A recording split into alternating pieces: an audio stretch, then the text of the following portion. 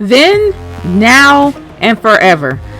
Those are the three words we always see before every Monday Night Raw, before every SmackDown.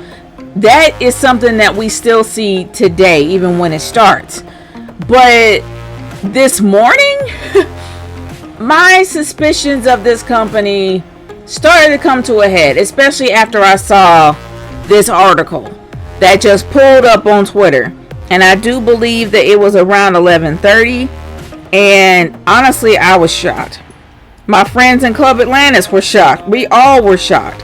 And I think everybody who was the most, I think the person that we were the most shocked about who got released definitely was Braun Strowman. They did everything they could, or at least in our opinions, they did what they could to try to make him a champion. They put the belt on him, even though it was for a short period of time.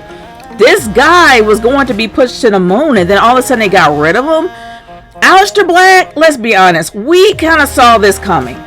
We saw this coming for Aleister Black a long time ago, since his wife, who is known as Zelina Vega, when she was in WWE, we kind of knew that after she got fired that he was going to be next on the chopping block. I'm not really shocked about that.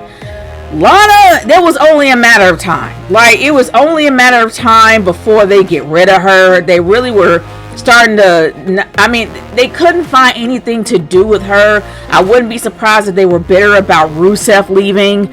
But to be honest, it's a shame, because they really did not do her justice. They kept trying to make her a wrestler. It is obvious that she wasn't a good one. Not because she didn't know how to learn. It's just the fact that she just didn't have confidence. She lacked confidence when it came to her wrestling skills. But she was prime when it came to her management skills. Her being a manager, making Rusev look like a star. She was good at that. But they didn't do her justice. And they just fired her because they didn't have anything for her to do. Murphy, I was shocked that Murphy didn't get canned with the first batch of firings. I'm surprised that he was still around. But Ruby Riott, it's a shame, really, because she's a good wrestler. The fact that she's a part of the Riott Squad and a tag team with Liv Morgan, and all of a sudden you just decided to get rid of 2 members of the Riott Squad, and now there's just Liv Morgan. So I'm like, what are they going to do with Liv Morgan? Is she going to be next? But I really think they need to give her the push that she should have gotten the first time. But unfortunately, they didn't. They tried to make her into this whole diva gimmick that just never worked. But I hope they do something with Liv, but it's a shame what happened with Ruby Riott. Santana Garrett, I remember Santana Garrett from WoW.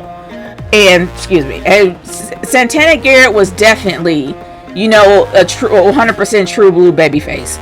But they didn't book her very well in NXT. It's a given. They didn't book her very well at all. They didn't know what to do with her, because in my opinion, she kind of reminded me of Kurt Angle's character without the whole Olympic gimmick. But she wasn't 100% true blue babyface. In my opinion, she was close to being like Captain America when she was on WoW, at least in my opinion. But they didn't know what to do with her, so they got rid of her. But as for those individuals, I was really, really, really shocked. But that isn't the topic of this video. We already know that they have been making a lot of massive cuts lately, which leads to a few theories of mine. Now, one theory is they're in massive debt. And I know a lot of people were questioning, okay, if they actually did really good in 2020 and they gained a lot more from the pandemic, why are they having all these firings? You gotta understand, they made a lot of terrible business choices even during the times of the Attitude Era. Does everybody remember WWE New York?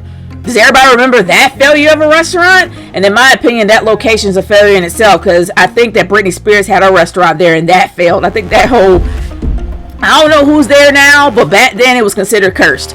But anyway, for those that remember the bodybuilding competition, the bodybuilding federation that Vince McMahon tried to build up in the 80s, that was a giant bust. And nobody can forget the XFL. The XFL was the absolute worst investment the first time it went around. They lost, I think, probably close to $130 million. That came out of their bottom line. And the second go round did a lot better, but the pandemic kind of ruined that.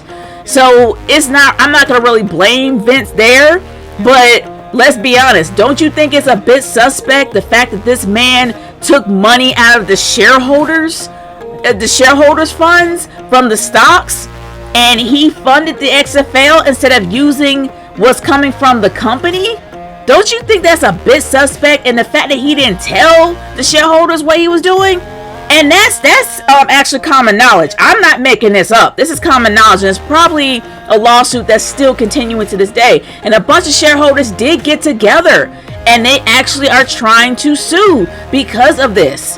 This is actually common knowledge. It was all over the news last year, I believe. So, to be honest, don't you think it's a bit suspicious the fact that he used shareholders' money to fund the XFL instead of what comes out of the company, or at least have an account or something at the side to fund this? And then you also got to remember WWE Films.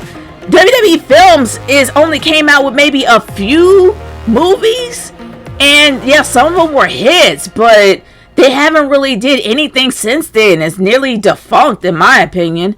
There's been a massive amount of poor investments that was made in this company. And don't get me started with Linda's political campaign. Let's not get started with that.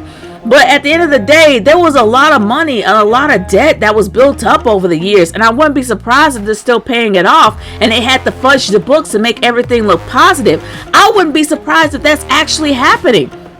But unfortunately, I don't really have a lot of evidence proving that, but that is just a theory.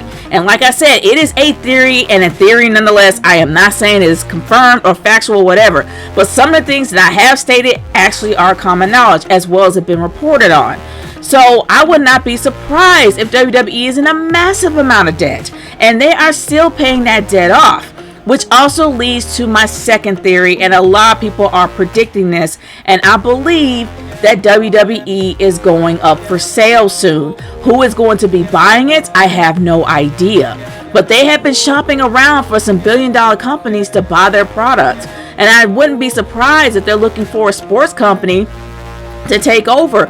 But then you also understand ESPN is owned by Disney. And ESPN is a big company because they're owned by Disney.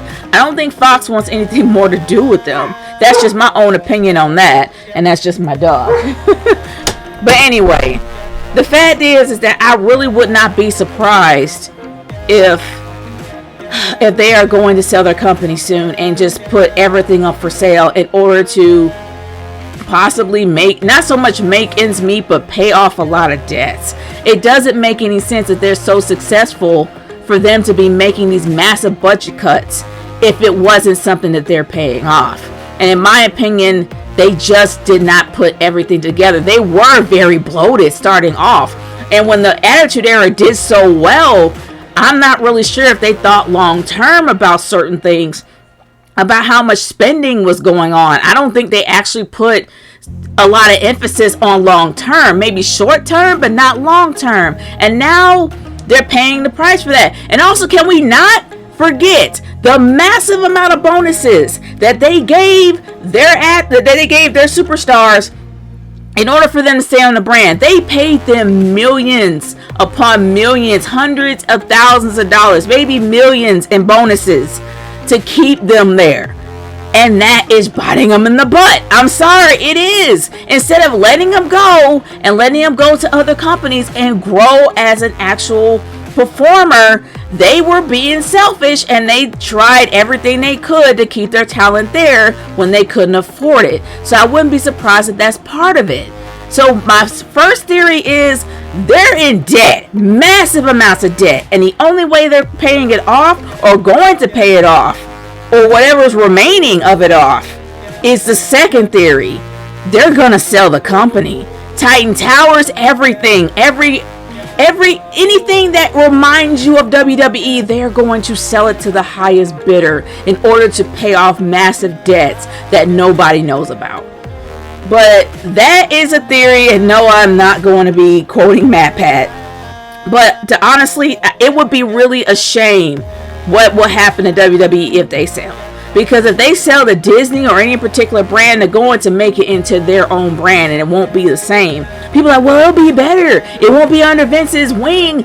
But as much as I don't like how Vince does things creatively, and I think he needs to stay away of creative, and he has no idea what he's doing because he is stuck in the 80s, the man occasionally knows business. He was able to be surrounded by people who he knew the business. He may not have known very well, but he surrounded himself with people that knew, and he knew exactly how the brand should go.